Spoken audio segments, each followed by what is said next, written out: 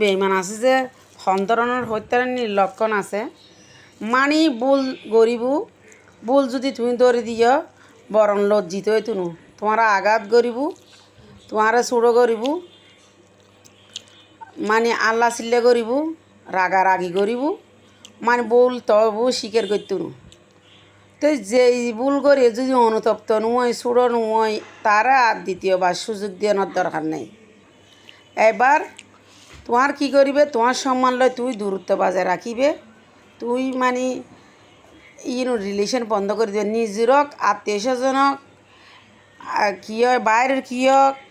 মানে দূরত্ব যত দূরত্ব বজায় রাখিবে